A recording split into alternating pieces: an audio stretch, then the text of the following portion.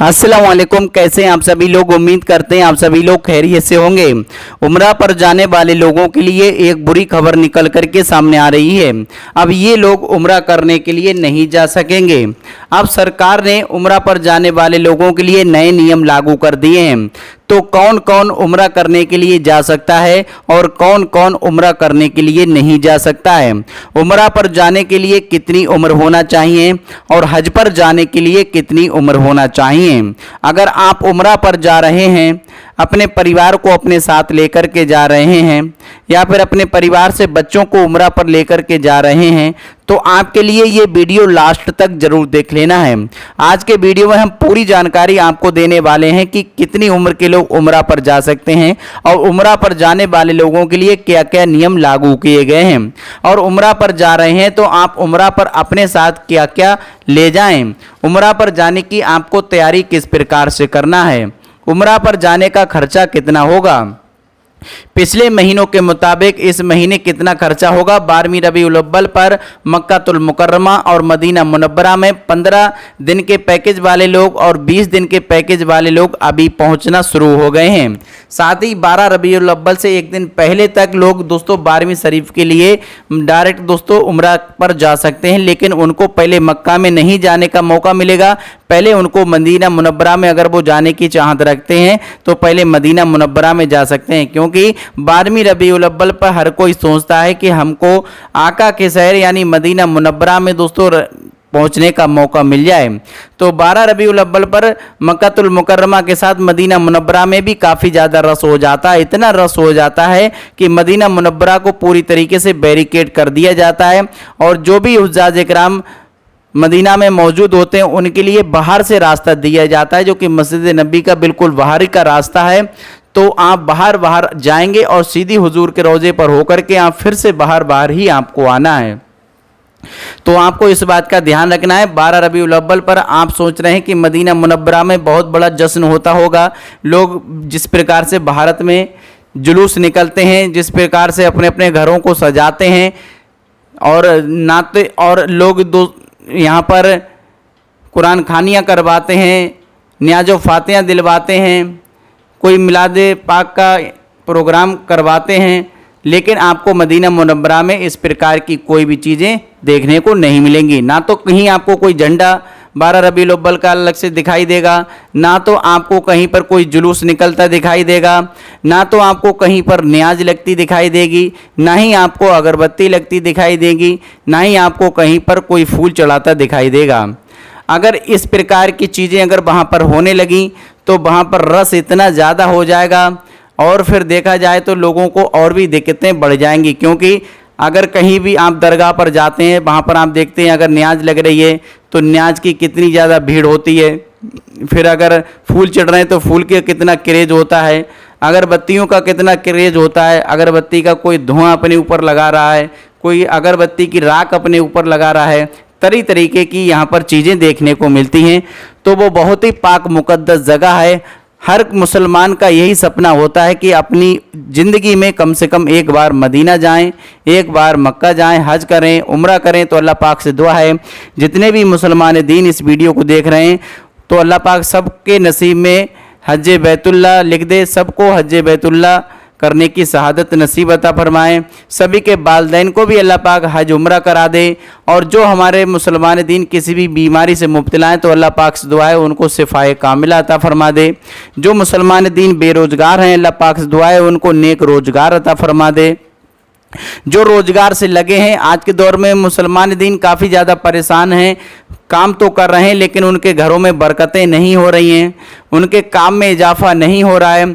तो ऐसे में आपको ज़्यादा से ज़्यादा नमाज़ें अदा करनी हैं। 5 वक्त की नमाज आपके लिए है तो 5 वक्त की नमाज आपको पढ़नी है और नमाज पढ़ के अल्लाह पाक से ज़्यादा आपको दुआएं करनी हैं।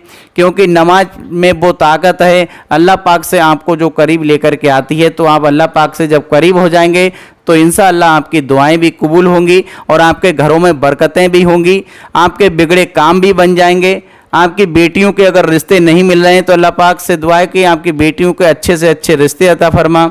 जो लोग किसी भी नौकरी की तैयारी कर रहे हैं, नौकरी नहीं लग पा रही, तो अल्लाह पाक से दुआ है उनको नेक और अच्छी नौकरी अता फरमा, आमीन सुम्मा आमीन। तो चलिए बात कर लेते हैं सबसे पहले कि उम्रा पर कौन कौन नहीं जा सकता है और कौन कौन उम्रा पर जा सकता है।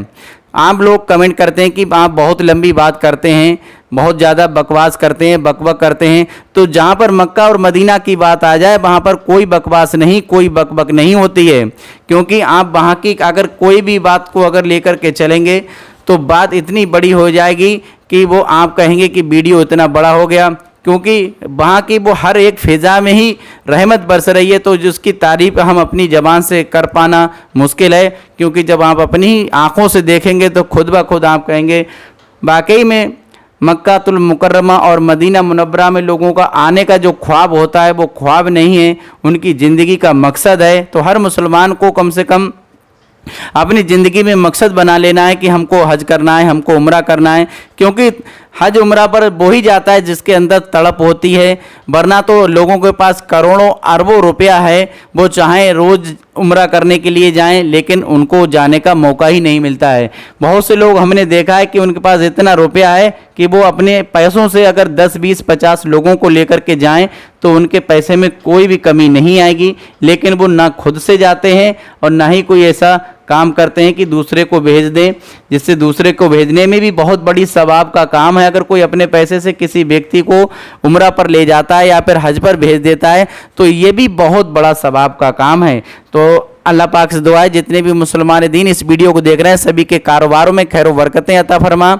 और आप उम्रा पर जा रहे हैं तो आप अपने परिवार से जो लोग परेशान हैं तो पहले परिवार के लोगों को देखें, उनकी परेशानियों को दूर करें, और आपके मोहल्ला बस्ती में जो लोग ज़्यादा परेशान हैं तो उनकी मदद करें। ऐसा नहीं है कि आप अगर उम्रा पर जा रहे हैं तो ये बहुत अच्छी बात है, लेकिन आपके परिवार के लोग परेशान हैं, किसी बीमारी से मुब्तला हैं, और आपकी बस्ती के लोग जो आपके खासम खास हैं यहाँ पर नहीं भी हैं, जो आपकी बस्ती मोहल्ला में रह रहे हैं वो बहुत परेशान हैं, तो उनकी भी मदद करें। ये बहुत सवाब का काम है।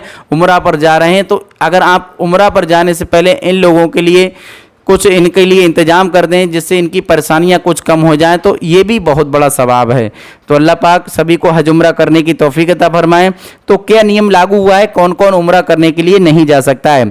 अब 18 वर्ष से कम उम्र का कोई भी नाबालिग उम्रा करने के लिए अकेले नहीं जा सकता है। ध्यान रखें, आप सोचेंगे कि इतनी छोटी बात बताने के लिए वीडियो 7.5 मिनट का कर दिया, लेकिन बात क्या करें, जब मदीना मुनव्वरा की बात आ जाती है तो बात लंबी हो जाती है। अल्लाह पाक हम सबको हज उम्रा करने की तौफीक अता फरमाएं। तो अगर आपके परिवार का कोई भी बच्चा है जिसको आप सोच रहे हैं कि हम अकेले भेज दें, उसकी उम्र 15 साल हो गई, उसकी उम्र 16 साल हो गई, उसकी उम्र 17 साल हो गई, तो आप उसको अब उम्रा करने के लिए नहीं भेज सकते हैं। आप उसको अकेले हज करने के लिए नहीं भेज सकते हैं। हज की जो डेट है, हज में जो उम्र है 12 साल तक का दोस्तों कोई भी बच्चा उम्र हज करने के लिए जा सकता है, बशर्ते अपने परिवार के साथ जा रहा है। इसमें भी ये शर्त है कि 18 वर्ष से कम उम्र का व्यक्ति नहीं जा सकता है, लेकिन अपने परिवार के साथ हज करने के लिए 12 वर्ष तक का बच्चा जा सकता है। और उम्रा करने के लिए अगर बच्चा आपका कल ही पैदा हुआ, 1 महीने 2 महीने का हुआ, उसको भी आप उम्रा करने के लिए ले जा सकते हैं, बशर्ते ध्यान ये रखना है कि 18 वर्ष से कम उम्र का बच्चा अकेले उम्रा करने के लिए नहीं जा सकता है। कई लोग कमेंट कर रहे थे कि हमारे बच्चे की उम्र 16 वर्ष हो गई, 17 वर्ष हो गई, तो हम उम्रा पर जा रहे हैं तो उसको ले जा सकते हैं। तो हाँ, आप उसको ले जा सकते हैं, लेकिन आप उसको अकेले नहीं भेज सकते हैं, क्योंकि रस बहुत ज़्यादा होता है। बच्चा आज के दौर में 15 साल का, 14 साल का, 16 साल का इतना ज़्यादा होशियार नहीं हो पाता है कि दूसरे देश में जाना है, बहुत ज़्यादा परेशानियाँ होती हैं। तरह तरीके की दोस्तों डॉक्यूमेंट्स को दिखाना होता है, आपको तरह तरीके की दोस्तों बसेस बदलना पड़ती हैं, आपको कहाँ पर फ्लाइट मिलेगी, सब चीज़ आपको देखना होती है।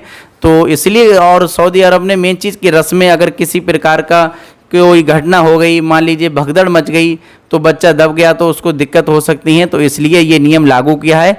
अगर परिवार के लोग होंगे तो उसको सुरक्षित रखेंगे, उसको ऐसी भीड़ वाली जगह में ना ले जाएंगे, तो ये इसलिए नियम लागू किए गए हैं। तो अल्लाह पाक से दुआ है कि जो मुसलमान दीन हज करने के लिए चाहत रखते हैं तो सभी के कारोबार में बरकतें अता फरमा।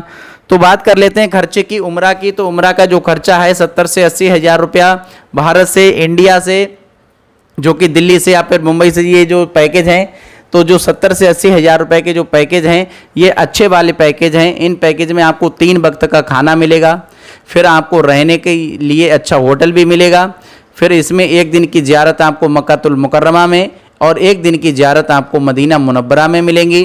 फिर जब आपकी वापसी होगी वतन वापसी, तो जेद्दा एयरपोर्ट पर ही आपको जमजम 5 लीटर की कैन मिल जाएगी। तो ये चीज़ें आपके पैकेज में मिलेंगी। अगर आप कहीं और भी दोस्तों घूमना चाहते हैं तो आप अपने लिए अपनी टैक्सी से जा सकते हैं, कहीं भी घूम सकते हैं। उम्रा पर जाने के लिए आपको सबसे पहले अपना पासपोर्ट तैयार करना है, चाहे हज पर जा रहे हैं तो उसके लिए भी। फिर आपको एहराम खरीदना है, फिर आप अपने 4 जोड़ी कम से कम कपड़े पैकेज कर लें। खाने पीने के लिए नमकीन, बिस्कुट, काजू बादाम वगैरह जो आप अच्छा समझते हैं रास्ते में खाने के लिए रख लें, क्योंकि अगर टाइम बे टाइम आपको खाने की आदतें हैं, मान लीजिए कुछ लोगों की ऐसी आदतें होती हैं जो हमेशा उनके मुंह में कुछ ना कुछ चलता रहे, तो ऐसे लोग अपने छोटी मोटी चीज़ें अपने साथ ले जा सकते हैं। वहाँ पर काफ़ी महंगी होती हैं। कबूतर के लिए दाना भी अपने साथ से किलो 2 किलो अपने लगेज में रख लें, पैक कर लें, क्योंकि वहाँ पर 250 ग्राम आपको दाना 10 से 15 रियाल का मिलेगा। तो ये काफ़ी ज़्यादा सही रहेगा। अगर अपने क्षेत्र से गेहूँ ले जाएँ, बाजरा ले जाएँ, चना ले जाएँ, तो ये चीज़ें आप कबूतरों को खिलाएं, क्योंकि लोग कबूतरों को खिलाने के लिए पैसे भी देते हैं कि ये पैसे ले जाइए कबूतरों को दाना खिला देना। तो ये काफ़ी आपके लिए अच्छा रहेगा। तो अल्लाह पाक से दुआ है जितने भी लोग उम्रा पर जा रहे हैं 12वीं रबीउल अव्वल पर, सभी की हिफाजत अता फरमा, सभी को अपने अपने वतन सही सलामत वापस कर दे। आमीन सुम्मा आमीन।